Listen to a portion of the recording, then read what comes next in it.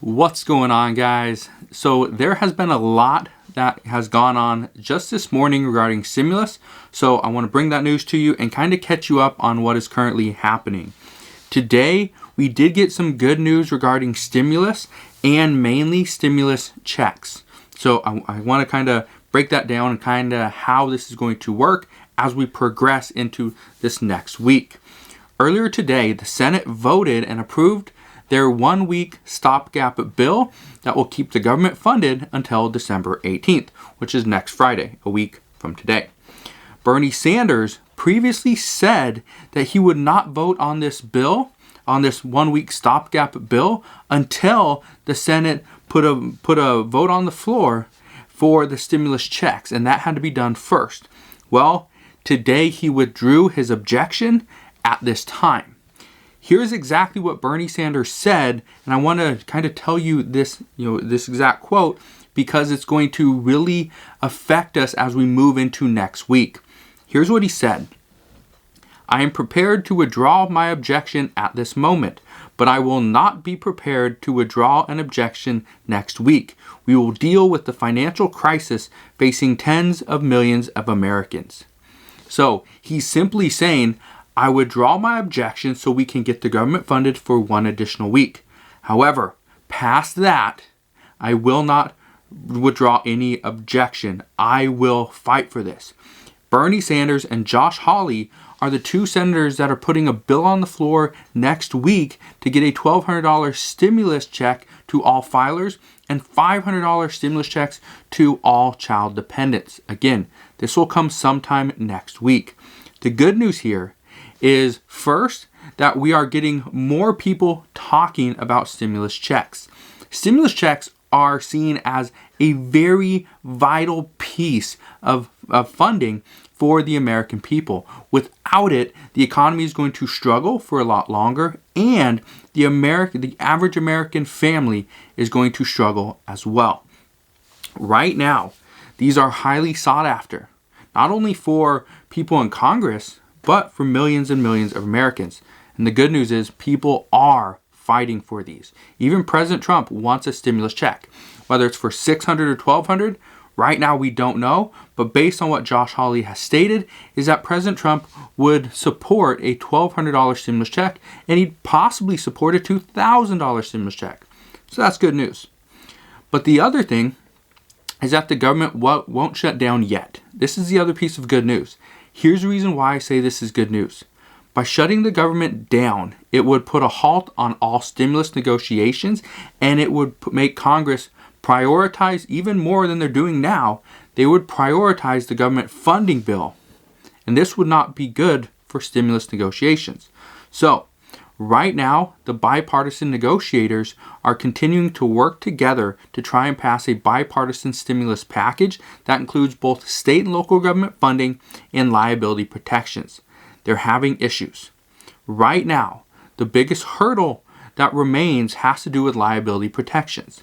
It is currently being said that right now this bipartisan group, they have came to terms with the state and local government funding and somewhat put together the right verbiage to protect the money from going to states and having them do whatever they want with it.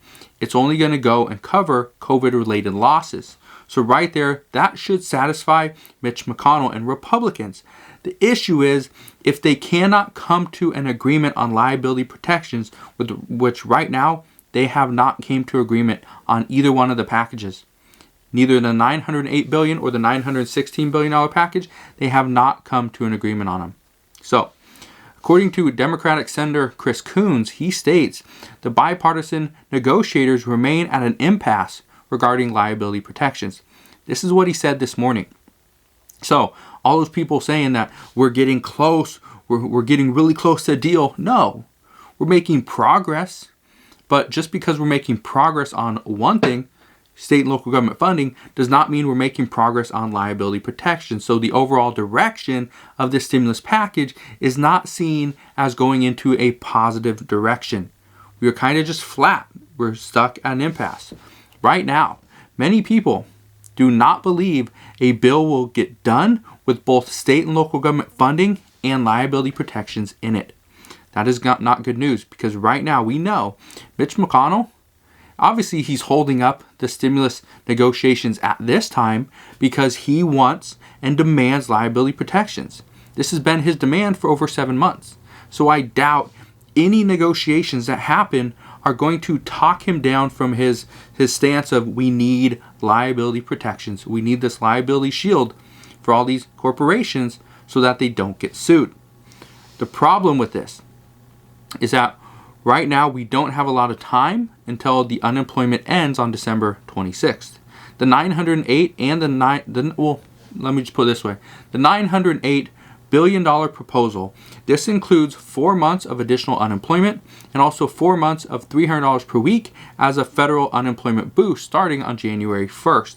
The $916 billion proposal, that does not include a $300 per week boost, and it only extends the unemployment benefit for 1 additional month until January 31st.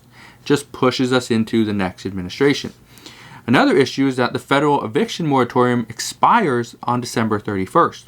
Well, the $908 and the $916 billion proposals, they both offer an eviction moratorium for 1 more month, and they provide $25 billion in housing assistance. So both of those are good, and they're both on the same page there.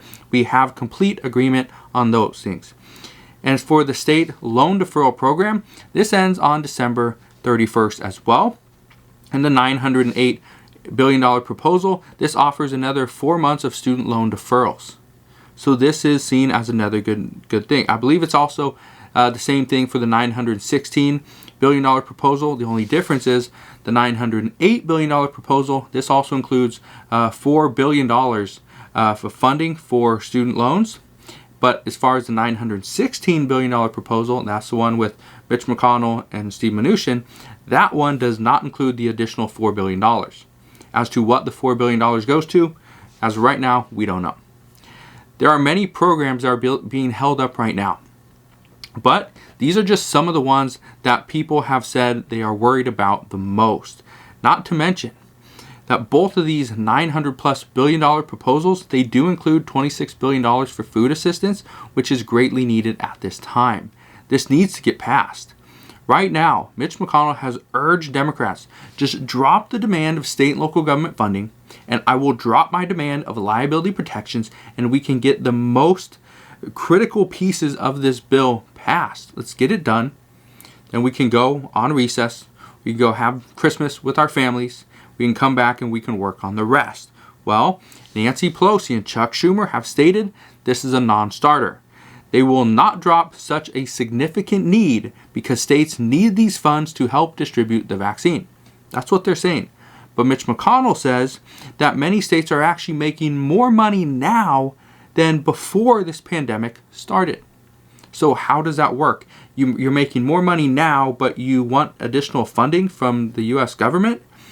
That's something that is a non-starter for Republicans. At this point, it is said that this part of the bill has been resolved by the bipartisan negotiators, and only states in need due to COVID-related losses will receive any of the funding. But the issue still remains the same. Liability protections right now, neither side is willing to compromise, and that's a big deal. The good news, though, out of today, the FDA is supposed to approve the Pfizer vaccine for its emergency use authorization sometime later today. President Trump and the White House say that they need to either do the emergency use authorization, approve it, or the director needs to resign. That's currently what the White House is saying. Whether it happens, we don't know. But once this happens, it will require Congress to work faster to get a deal done. New York's governor says that they should have about 175,000 vials of this vaccine by Sunday. So hopefully this does something for Congress to get back to work, provide the states with the funding they need to distribute the vaccine. Because remember, even if state and local government funding is not included, this bill has to pass. If it does not pass, the issue is there's $16 billion in funding for vaccine distribution in this bill, in both of these bills. And if it doesn't pass, this funding does not go out to the states so they can actually distribute the vaccine. Anyways, this is what we know right now regarding stimulus and regarding the vaccine. So Hopefully you have a wonderful Friday. If there's a new update, I'll bring you another update later on today. Make sure you go ahead, smash that thumbs up button if you enjoyed today's video. Subscribe if you haven't done so, and I'll see you guys on the next one.